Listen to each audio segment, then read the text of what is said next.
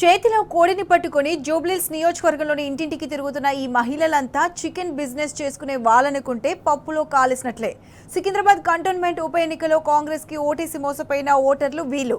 తమలా జూబ్లీహిల్స్ ఓటర్లు మోసపోయి గోసపడొద్దంటూ వినూత్న ప్రచారం చేస్తున్నారు ఈ మహిళలు. అహనా పెళ్లంట సినిమాల కోట శ్రీనివాసరావులాగా రేవంత్ సర్కార్ తమను ఊరించి మోసం చేసిందని జనాలకు వివరిస్తున్నారు. 420 హామీలిచ్చి మోసం చేసిన కాంగ్రెస్ కు జూబ్లీహిల్స్ లో డిపాజిట్ కూడా రాకుండా ఓడించాలని విజ్ఞప్తి చేస్తున్నారు. ఈ వినూత్న ప్రచారంపై ఇప్పుడు జూబ్లీహిల్స్ లో పెద్ద ఎత్తున చర్చ జరుగుతోంది.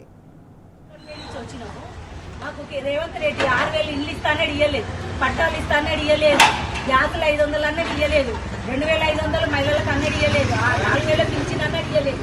ఇవన్నీ ఏమీ ఇయ్యలేదు. మేము మోసపోయినాం. ఇక్కడ ఓట్లు అవుతున్నాయట. ఇక్కడ మీరు మంచోళ్ళు చూసి ఓట్లు వేయండి, మోసం చేసిన వాళ్ళకి ఓట్లు వేయరు. లేకుంటే ఇట్లా చూడడానికే ఉంటది, తినడానికి ఉండదు. ఇక్కడ కూడా అట్లనే ఇస్తాను అంటున్నంట. మీరు కూడా మోసపోకండి, మేము మోసపోయినట్టు మీరు కూడా మోసపోకండి. అందరికి తినడానికి కోట శ్రీనివాసరావు సినిమాలో చూపించినట్టు మనకు కూడా ఆయన ఇట్లనే ఆశలు పెట్టి చూపిస్తారు. మీరు కూడా మోసపోకండి. కంటోన్మెంట్ నుంచి వచ్చినాము. మా దగ్గర ఉప ఎలక్షన్లు జరిగాయి. మాకు వారు హామీలు ఇచ్చాడు, ఆ హామీలు ఏమి కాలేదు. ఇప్పుడు మీ దగ్గర మీరు మోసపోతారని మీకు చెప్పడానికి వచ్చాము. 6,000 ఇల్లు అన్నాడు, అది కూడా ఇవ్వలేదు. ఇళ్ల పట్టాలన్నాడు, అది కూడా ఇవ్వలేదు. 2,500 పథకం అన్నాడు, అది కూడా లేదు. ఆహనా పెళ్లంట సినిమాలో కోడిని చూపించి ఎట్లా ఊరిసి చేస్తున్నాడు.